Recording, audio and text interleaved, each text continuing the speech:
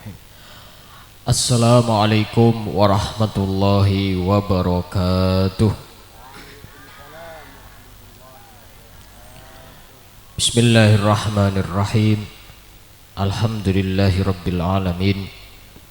Wassalatu wassalamu ala sayyidina Muhammadin asyrafil mursalin wa ala alihi wa sahbihi ajma'in. Subhanaka la ilma lana illa ma 'allamtana innaka antal alimul hakim. Qala rabbi shrah li sadri wa yassir li amri wahlul 'uqdatam min lisani yafqahu qawli. Amin ya rabbal alamin. Hadratul muhtaramin wal mukarramin, para habaib, para masyayikh, para alim ulama, para kiai, para asatid, para tokoh agama, para tokoh masyarakat, wabil khusus Al-Mukarram Al-Habib Yusuf Al-Khirid, Al-Mukarram Khadim Al-Majlis Al-Ustadz Nur Khalis, dan segenap kru hadrah Darul Muttaqin, para jamaah muslimin muslimat pecinta Nabi Muhammad yang dimuliakan Allah Subhanahu wa taala. Allahumma shalli ala sayyidina Muhammad. Jika kita mau cerita manusia biasa, kalau saya mau menceritakan diri saya sendiri, 1 hari 2 hari selesai. Kalau saya mau menceritakan Habib Yusuf, 1 minggu 2 minggu selesai. Kalau kita mau menceritakan tokoh dunia, paling sebulan 2 bulan selesai. Tapi kalau kita mau menceritakan Nabi Muhammad, tidak akan ada selesainya. Sehingga ada ulama yang mengatakan yafnaz zaman wa fihi ma lam yusafi. Kalau seandainya zaman ini sudah habis, dunia ini sudah hancur, cerita Nabi Muhammad tidak bakal habis. Jadi sebenarnya orang ceramah tentang Nabi Muhammad 1 jam kurang, 2 jam kurang, 24 jam kurang. Walaupun 1 tahun tiap hari ceramah tentang Nabi Muhammad kurang, Nabi Muhammad tidak bisa ceritakan. Karenanya Al-Habib Ali bin Muhammad bin Husain Al-Habashi, beliau mengatakan wal qadit tasofa sallallahu alaihi wasallam min mahasinil akhlaq bima tadhiqu an kitabatihi butunul awraq. Seandainya Nabi Muhammad ini ceritanya ditulis di 1 kertas, di kertas-kertas yang ada di dunia ini dan menggunakan tinta, kertas itu sudah habis, tinta itu sudah habis, ceritanya Nabi Muhammad belum habis, tidak cukup. Kertasnya tidak cukup, tintanya tidak cukup, karena Nabi Muhammad adalah manusia yang sangat sempurna, tidak ada yang pernah menandingi sebelumnya dan setelahnya Nabi Muhammad sallallahu alaihi Nabi Muhammad.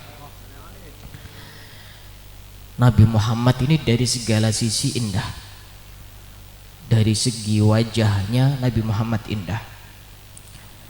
Dikatakan oleh ulama, Nabi Yusuf itu yu'ta nisful jamal.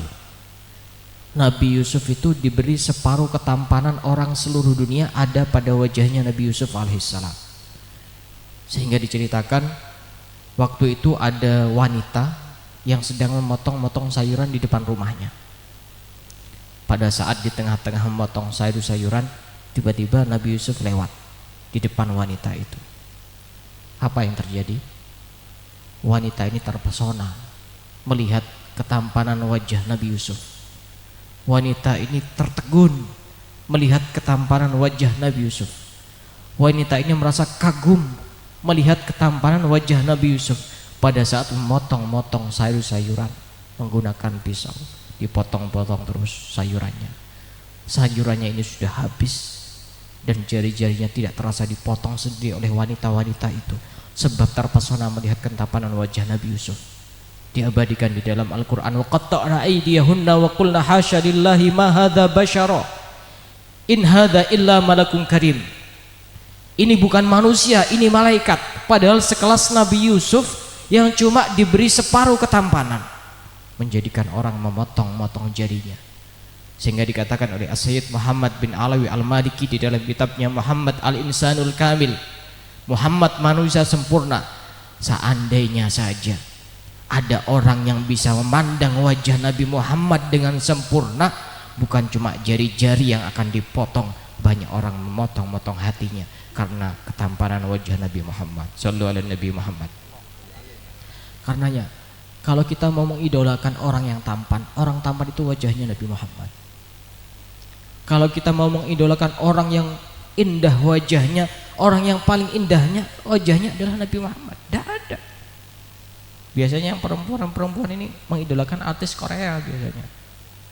Saya punya salah satu kontak seorang perempuan itu, tiap hari itu upload fotonya artis Korea. Artis Korea tidak ada seujung kuku pun dari ketampanan wajah Nabi Muhammad. Wajah yang nanti akan menyelamatkan kita adalah wajahnya Nabi Muhammad. Wajah yang nanti akan memberikan syafaat kepada kita adalah wajahnya Nabi Muhammad. Wajah yang selalu perhatian kepada kita adalah wajahnya Nabi Muhammad, bukan wajahnya artis Korea. Artis Korea tidak kenal sama kita. Kita walaupun sering pasang fotonya artis Korea tidak bakal kenal sama kita. Tapi kalau kita sering pasang wajahnya Nabi Muhammad di dalam hati kita, sering pasang namanya Nabi Muhammad di dalam hati kita, maka Nabi Muhammad pasti akan kenal kepada kita. Sallallahu alaihi Nabi Muhammad. Sebelum saya datang ke sini tadi, saya tidak sengaja mendengarkan ceramah cerita dari Ustadzah Halimah Al-Idrus. Jadi dulu itu ada cerita, ada seorang kuli yang biasanya manggul barang-barang berat, manggul beras, manggul batu dan seterusnya. Dia itu punya kebiasaan yang bagus. Ketika dia menerima gaji semisal 40.000, yang 30.000 dipakai kebutuhan sehari-hari, yang 10.000 ditabung. Tiap hari seperti itu sampai tanggal 1 Rabiul Awal, sampai tanggal 1 bulan Maulid. Tiap tahun seperti itu.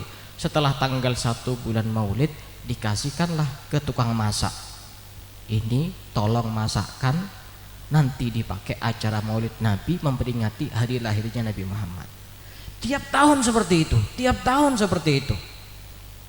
Tiap hari disisihkan uang, kemudian setelah 1 tahun, setelah masuk bulan Maulid, setelah masuk bulan Rabiul Awal, diserahkan kepada tukang masak, ini masakan untuk Nabi Muhammad, ini masakan untuk menyenangkan Nabi Muhammad. Apa yang terjadi? Dia tidak terlalu tua, sudah wafat. Setelah wafat ada orang mimpi. Di dalam mimpinya ini, orang ini melihat tukang panggul itu, kuli itu, melihat ditempatkan di tempat yang sangat bagus, yang sangat indah. Ditanyalah sama orang yang mimpi itu, kamu bagaimana kabarnya di alam kubur? Orang yang panggul ini bilang, saya sedang diberi kenikmatan oleh Allah. Waktu saya ditinggalkan oleh orang yang menguburkan saya, tiba-tiba kuburan saya itu terlihat begitu sangat luas, tiba-tiba memanjang. Pada saat itu tiba-tiba ada orang datang kepada saya.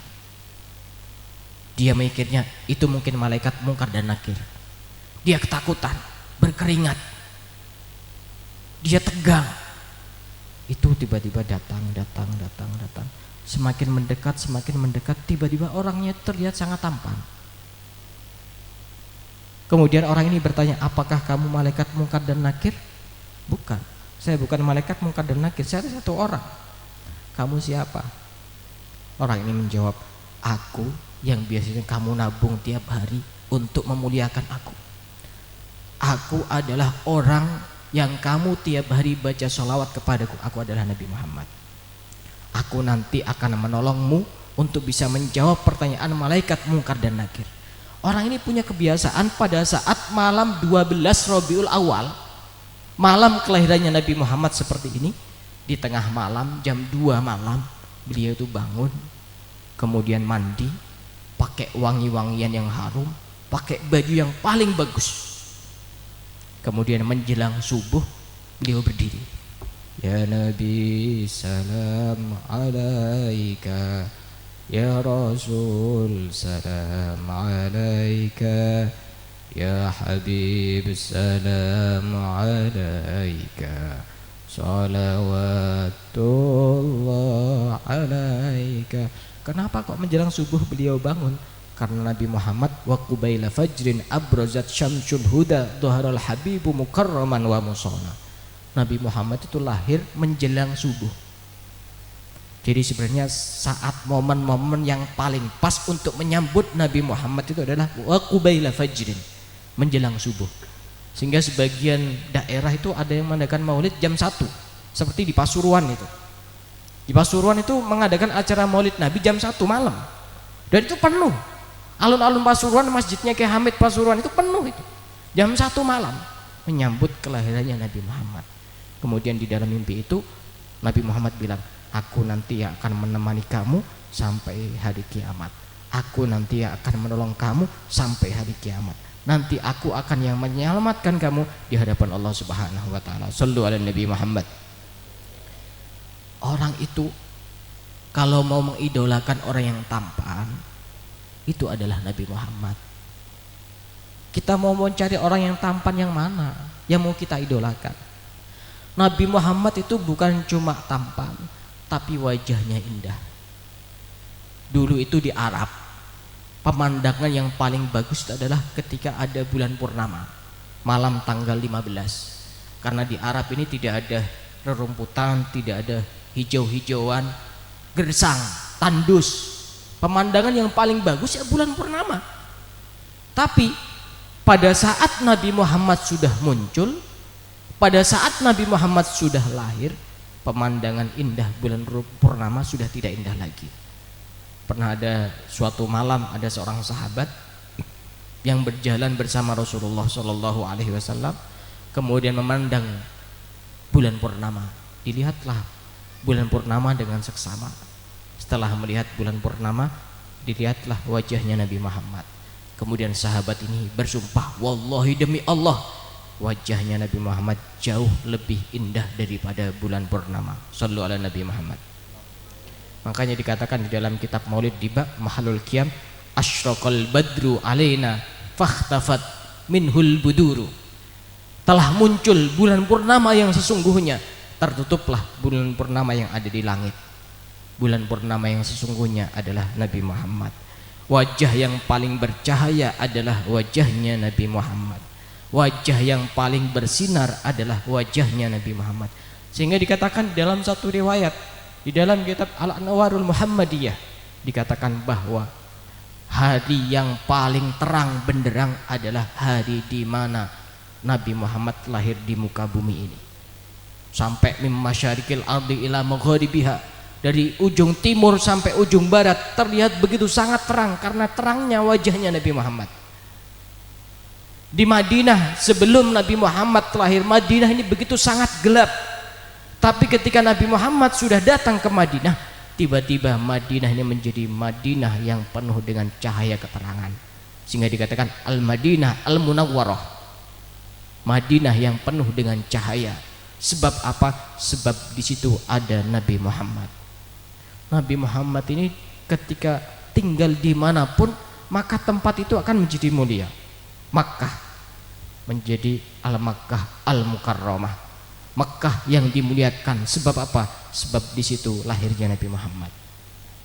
Madinah menjadi Al-Munawwarah, Madinah yang terang benderang dengan cahaya yang sangat indah. Sebab apa? Sebab Nabi Muhammad. Karenanya dikatakan ulama, kalau seandainya Nabi Muhammad tinggal di hati kita, Nabi Muhammad ada di hati kita, menjadi qulubun mutahharah, hati yang bersih, hati yang suci, karena di dalamnya ada nama Nabi Muhammad. Sallu ala Nabi Muhammad. Diceritakan bahwa suatu malam Sayyidah Aisyah ini pernah menyulam baju di tengah malam. Pada saat itu masih belum ada listrik, masih belum ada lampu. Di tengah-tengah Sayyidah Aisyah menyulam baju, tiba-tiba lampunya padam, lampunya mati. Akhirnya jarum yang dipegang oleh Sayyidah Aisyah terjatuh. Waktu itu masih belum ada keramik, masih belum ada tegel, masih belum ada semen dan sebagainya, cukup tanah, banyak debunya. Sayyidah Aisyah kebingungan karena jarumnya jatuh, hilang. Di tengah-tengah kebingungan Sayyidah Aisyah, tiba-tiba Rasulullah datang. Beliau berdiri di depan pintu kamarnya Sayyidah Aisyah. Apa yang terjadi? Tiba-tiba seisi kamar bercahaya dengan cahaya yang sangat terang. Kemudian Sayyidah Aisyah memuji kepada Rasulullah, "Ya Rasulullah, alangkah indah wajahmu." Kemudian Rasulullah mengatakan kepada Sayyidah Aisyah, "Wailun liman la yaroni yaumal qiyamah ya Aisyah." Sungguh sangat celaka orang yang tidak bisa melihat wajah indahku nanti pada hari kiamat, wahai Aisyah. Aisyah bertanya kepada Rasulullah, "Wa man la yaraka ya Rasulullah?" Siapa orang yang tidak bisa melihat wajah indahmu nanti pada hari kiamat, wahai Rasulullah? Rasulullah menjawab, "Man dzukirtu indahu falam yusolli alayya." Orang yang ketika namaku disebut, kisah-kisahku diceritakan, sifat-sifatku diterangkan, dia tidak mau membaca sholawat kepadaku. Shallu ala Nabi Muhammad. Ini krisisnya anak muda. Kalau lagi ada orang cerita Nabi Muhammad itu kadang-kadang tidak didengarkan. Biasanya ibu-ibu itu kalau ada orang lain menceritakan anaknya, itu didengarkan. Anaknya yang belum tentu menyelamatkan nanti di hadapan Allah. Kadang-kadang ada orang cerita Nabi Muhammad, kadang-kadang tidak didengarkan. Padahal tidak ada cerita yang lebih indah daripada ceritanya Nabi Muhammad. Tidak ada cerita yang lebih baik daripada ceritanya Nabi Muhammad. Nabi Muhammad dari segala sisi ini semuanya bagus, semuanya indah. Manusia biasa jika memiliki kotoran itu akan menjadi hal yang menjijikkan. Tapi berbeda jika itu dinisbatkan kepada Nabi Muhammad menjadi sesuatu yang indah. Satu contoh, keringat. Keringat, manusia pangkatnya setinggi apapun, keringat tetap kita mengatakan itu sesuatu yang tidak indah, sesuatu yang menjijikkan. Tapi jika itu bersambung dengan Nabi Muhammad menjadi sesuatu yang indah. Diceritakan bahwa dulu itu ada seorang ibu-ibu yang mau menikahkan anak perempuannya, tapi keluarganya ini keluarga miskin, keluarga tidak punya. Akhirnya datang ke rumah Rasulullah Shallallahu Alaihi Wasallam untuk meminta sumbangan, untuk meminta bantuan kepada Rasulullah. Setelah ibu ini nyampe di rumahnya Rasulullah, disuruh membawa botol yang besar tutupnya. Setelah menyerahkan botol kepada Rasulullah, Rasulullah memasukkan keringatnya ke dalam botol itu. Dimasukkanlah keringatnya Rasulullah ke dalam botol itu, ditutup. Kemudian Rasulullah berkata kepada ibu ini, "Murha falyatatayyab." Perintahkan nanti anakmu untuk memakai keringatku sebagai parfum dan minyak wangi. Apa yang terjadi? Pada saat acara pernikahan, botol ini dibuka dan keringatnya Rasulullah diusapkan ke tubuhnya pengantin itu, dan seisi penduduk Madinah semuanya mencium aroma wangi yang begitu sangat harum dari perempuan pengantin ini sebab keringatnya Rasulullah. Dan waktu itu viral, dinamakan Baitul Mutayyabin, rumah yang paling wangi sebab keringatnya Nabi Muhammad. Ini kalau dinisbatkan kepada manusia biasa tidak ada nilainya apa-apa, tidak ada harganya. Tapi jika itu dinisbatkan kepada Nabi Muhammad menjadi sesuatu yang indah. Nabi Muhammad ini semuanya indah, tidak ada yang tidak indah. Yang kedua, Nabi Muhammad ini kalau itu dinisbatkan kepada manusia, ludah itu sesuatu yang menjijikkan. Tapi kalau dinisbatkan kepada Nabi Muhammad, itu bukan sesuatu yang menjijikkan, tapi sesuatu yang sangat indah.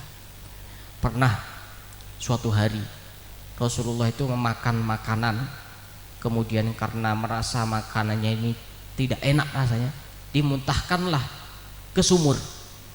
Setelah dimuntahkan ke sumur, apa yang terjadi? Sumur itu tiba-tiba tercium aroma yang sangat wangi, tercium aroma yang sangat harum. Sebab apa? Sebab ludahnya Nabi Muhammad, sebab ludahnya manusia paling mulia, sebab ludahnya manusia yang paling utama, sebab ludahnya manusia yang paling istimewa yang bernama Nabi Muhammad. Bahkan dulu juga pernah ada Nabi Muhammad ini pernah mengumpulkan ibu-ibu yang menyusui anaknya, dikumpulkan di satu tempat. Kemudian Nabi Muhammad ini memanggil anaknya satu-satu untuk diludahi mulutnya oleh Nabi Muhammad. Anaknya diludahi satu-satu. Apa yang terjadi? Nabi Muhammad bilang kepada ibunya, ini jangan disusui sampai nanti malam. Kenapa kok tidak disusui sampai nanti malam? Ludahnya Nabi Muhammad cukup untuk mengenyangkan anak-anak dari ibu-ibu yang sedang menyusui itu. Sebab apa? Sebab ludahnya manusia paling mulia, sebab ludahnya manusia paling utama, sebab ludahnya manusia paling istimewa yang bernama Nabi Muhammad sallallahu alaihi wasallam. Sallu ala Nabi Muhammad. Kotoran manusia, baik itu kencing maupun buang air besar, itu pasti sesuatu yang menjijikkan. Tapi kalau itu dimiliki oleh Nabi Muhammad, bukan. Kalau itu dimiliki oleh Nabi Muhammad, sesuatu yang tidak menjijikkan. Diceritakan di dalam beberapa hadis, Rasulullah itu ketika buang air kecil atau buang air besar, tiba-tiba tanah ini membelah menjadi dua, membuka sendiri. Setelah Rasulullah selesai kencing, buang air kecil, buang air besar, langsung nutup sendiri. Apakah berbau? Baunya tidak enak, baunya tidak sedap? Bukan. Ternyata dari bekas kotorannya Rasulullah itu keluar aroma yang sangat wangi. Tidak sama seperti kotoran kita. Kadang-kadang sudah disiram berkali-kali, ya tetap bau, tidak enak. Tapi kalau kotoran itu adalah kotorannya Rasulullah, maka kotoran itu menjadi kotoran yang indah, semerbak baunya, sangat harum dan wangi baunya. Sebab apa? Sebab itu adalah yang dimiliki oleh Nabi Muhammad sallallahu alaihi wasallam. Karenanya tidak heran jika ada seorang sahabat yang bernama Hasan bin Sabit, beliau mengatakan, wa ahsanu minka lam tara qattu ainun wa atyabu minka lam talidin nisa'u khuliqta mubarra'an min kulli aibin ka'annama qad khuliqta kama tasha'u. Seorang sahabat memuji Nabi Muhammad dengan pujian yang sangat indah. Wa ahsanu minka lam tara qattu ainun, tidak ada orang yang lebih indah yang pernah dilihat oleh mata siapapun. Wa atyabu minka lam talidin nisa'u, tidak ada orang yang lebih baik yang dilahirkan oleh seorang perempuan siapapun, tidak pernah. Khuliqta mubarra'an min kulli aibin, engkau ini diciptakan terbebas dari segala macam cacat, terbebas dari segala macam kekurangan, terbebas dari segala macam aib.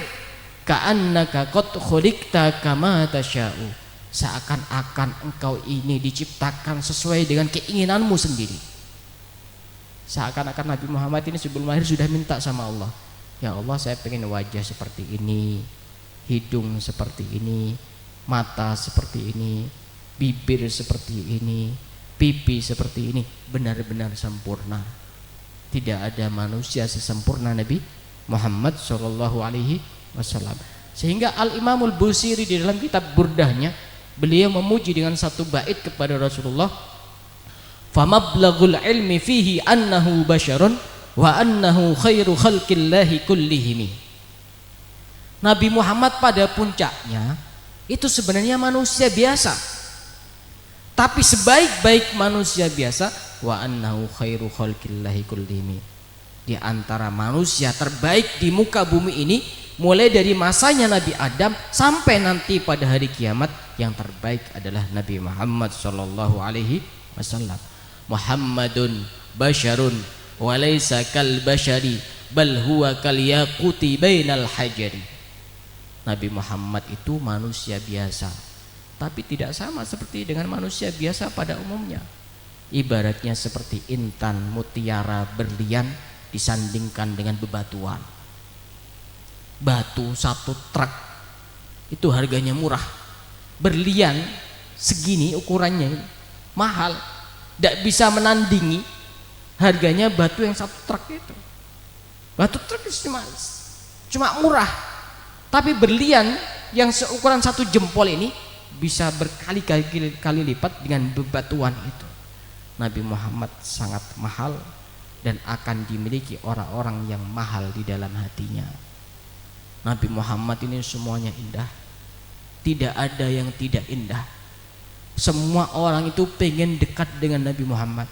Diceritakan bahwa Nabi Muhammad ini ketika masuk ke dalam rumah, beliau memiliki seekor hewan yang bernama dajin. Dajin ini hewan yang sering keluar masuk rumah. Tapi ketika Nabi Muhammad di dalam rumah, hewan ini tidak mau keluar, pengen tetap di dalam rumah. Tapi ketika Rasulullah sudah keluar rumah, tetap hewan ini sudah kembali seperti semula, keluar masuk. Tapi pada saat Nabi Muhammad berada di dalam rumah, dajin ini tidak mau keluar sama sekali. Sebab apa? Sebab ingin berdekatan dengan Nabi Muhammad. Diceritakan juga bahwa Rasulullah itu dulu punya himar. Himar itu keledai yang sering menemani kepada Rasulullah.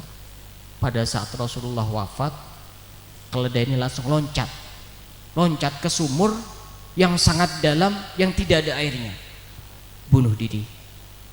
Keledainya bunuh diri karena sudah tidak ada yang lebih indah daripada Nabi Muhammad.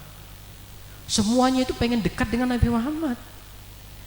Diceritakan juga bahwa dulu Rasulullah itu pada saat berkhutbah, beliau berkhutbah di belakangnya ada pelepah pohon kurma, sehingga bisa digunakan untuk bersandar ketika beliau lelah, ketika beliau capek.